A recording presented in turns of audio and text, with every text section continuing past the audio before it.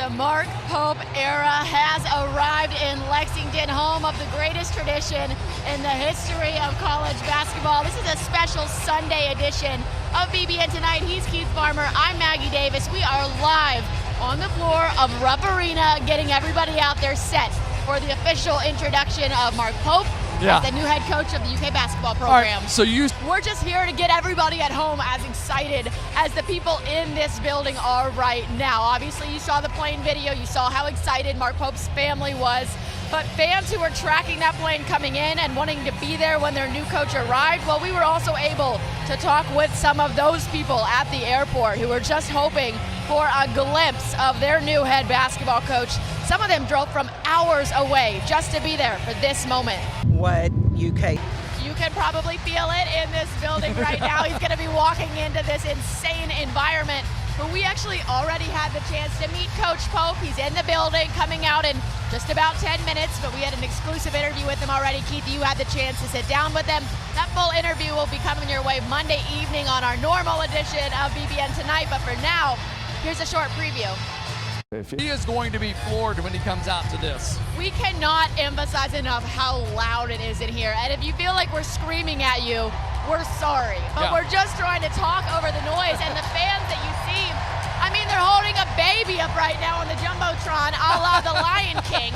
There's a grown man dressed like the Pope in attendance. There are unbelievable signs, face paint, Wildcat costumes. You got the mascots here, the cheerleaders, the band. Everybody set up to welcome Mark Pope in as the next head coach. I'm just trying to get this thing going. You can see there are still fans making their way up to the rafters, all the way up in the upper deck of Rupp Arena. And I don't think everybody knew Big Blue Nation would show out, but I don't think anybody could have anticipated this. 4:37 now. Oh, starting here to we dim go. the lights. Here we go. Trainer Chad Brown is a four-time Eclipse Award winner. Jockey Tyler Gaffalione has so much experience at Churchill Downs. He says racing in the Derby is like playing in the World Series in your own backyard. And yet, what do we always say? You have to get a good trip to win this race. But a good trip might look a little different for Sierra Leone because some horses are born to be wild, others are bred to be champions.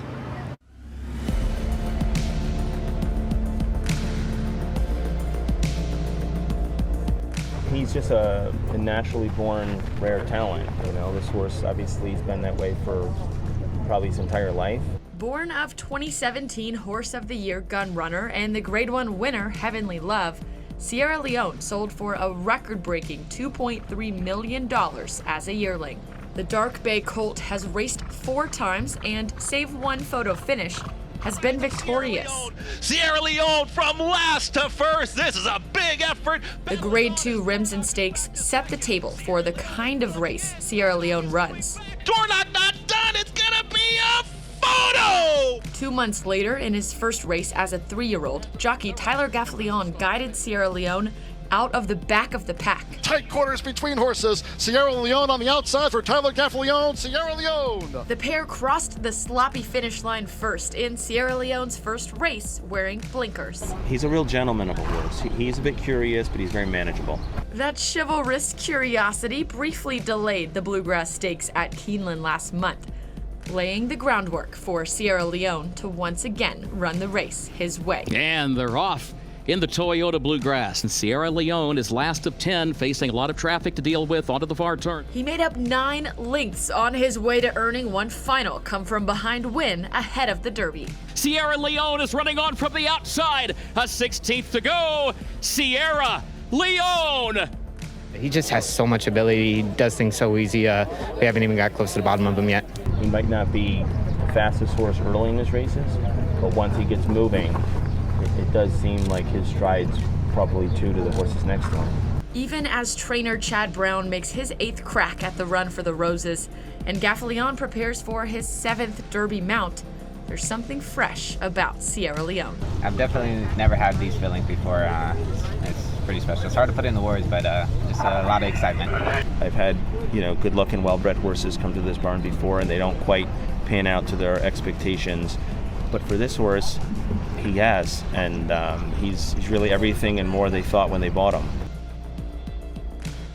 Sierra closer, Leone, speed-centric horses who raced either the front or just off of it in the Kentucky Derby have crossed the finish line first in 8 of the last 10 Derbies, but the other 2, the off-the-pace exceptions, were Rich Strike 2 years ago and Mage just last year. So the real question is that a new trend, or is it time for us to begin deviating back toward the norm? Sierra Leone is certainly one to watch in that regard.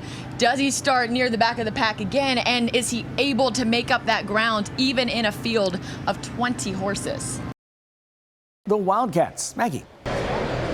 Hey Larry, thanks so much. Yes, we are set up inside State Farm Arena right by the security entrance, so you can start to see exactly how many Cats fans are making their way into this arena tonight, getting set to watch 2 of the winningest programs in all of college basketball face off. Anytime Kentucky plays Duke, you know it's going to be a battle, and it is not just because the fan bases are bitter rivals or because this year each head coach is leading his alma mater, certainly understanding the magnitude of this moment. In fact, this season we know it's going to be a battle because both teams have the opportunity to take on their first real test of the year, the first ranked matchup for both Kentucky and Duke, meaning either the Wildcats or the Blue Devils tonight with a win could leave making a real statement and setting the tone for the season ahead. Regardless of what happens, well, we certainly know that we'll know a lot more about these Wildcats and what Mark Pope's inaugural Kentucky team can be after this game, because unlike Champions Classics of years past, we do not expect to see a plethora of highly touted freshmen check into this game, at least not for the Wildcats, right? Instead, Duke will be the team relying on the 5 stars like projected #1 overall pick and current talk of the college basketball world, Cooper Flagg, while Kentucky, for the first time in a long time, will not enter tonight's game, wondering if the rookies are ready for the moment. I don't think so. I think, we're all battle tested in some shape or form. I think we all have guys that have played in big games like that. And I think that, like you said, we're all experienced. So we all know what's required in those games. We know it's going to be a tough game. And we know, we got to show up, So we just got to stay true to ourselves, do what we do. And if we do that, then we'll be fine.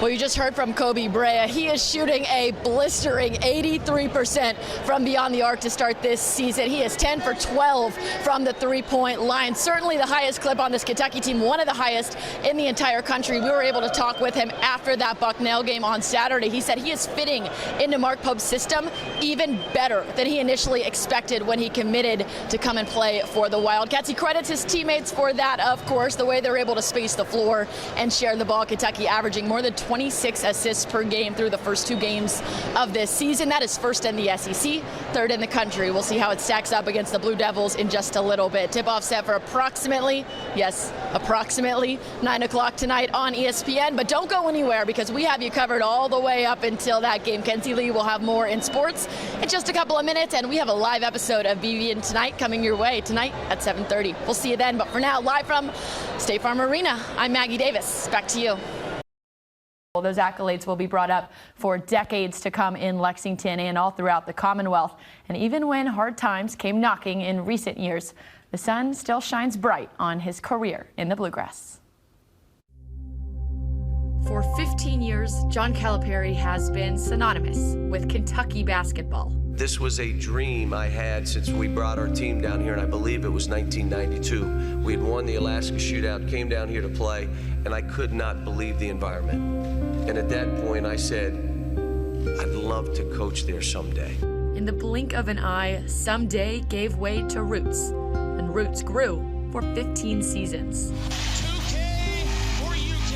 The Cats are the first team to get to 2,000 wins. The past decade and a half in Lexington forever connected Coach Cal to words and phrases like swaggy. You're gonna hate me because I come to your town and we beat your team. Platoon. Unrivaled and undefeated. A perfect regular season. Familia. He gives us so much credit anytime we win, and he'll take all fault if anything goes wrong. I mean, just to win for him is just something special. Just playing under him is a true blessing because he's going to push like how he pushed himself, he's going to push for you.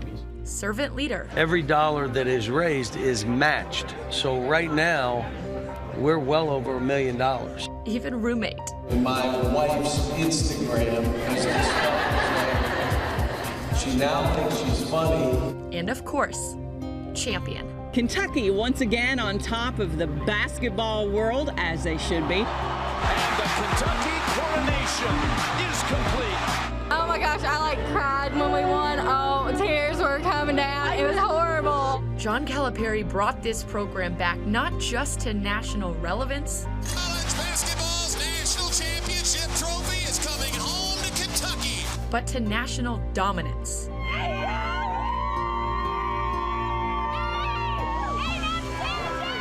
In hindsight, it was a stunningly quick turnaround. My freshman year was in the NIT. All y'all know that. And for it to change so fast, I mean, it's amazing. I'm blessed, honored to be a part of something like this, especially with these guys. Coach Cal took the Cats on a decade-long run that's one of the best ever in the history of college basketball. 4 Final Fours, 6 regular season SEC titles, 6 more conference tournament titles. Kentucky has won more SEC championships than all the other schools in the Southeastern Conference combined. All merry, all happy, and bright. This is the right place if you're trying to win national titles. Now with the music playing on Calipari's career with the Cats, he'll tell his old Kentucky home, the one he's been rooted in for 15 years, good night. 29 lead changes and 15 ties. What does it feel like to play in a game like that? They're a good team, we're a good team. That's what it comes down to. You know, we got to stop them on the defensive end, they got to stop us on the offensive end. And, you know, they hit some tough shots, we hit some tough shots, but, you know, that's how the SEC is. Every team, you just can't rely on trying to be, you know, calm out there. You just got to lead to the game plan, and that's what it is. When you're hitting shots and they're hitting shots, like you said, what does this team need to do differently to close out some of these close games? Just executing on the offensive end, you know, finding the shooters, you know, trying to get a bucket at the rim. That's at the end of the day, that's how it is. And, you know, we struggled with that, you know, the last 2 minutes of the game, and, you know, they executed, so. I know this is tough to talk about after a loss, but you hit right at your season average, another 19-point game for you.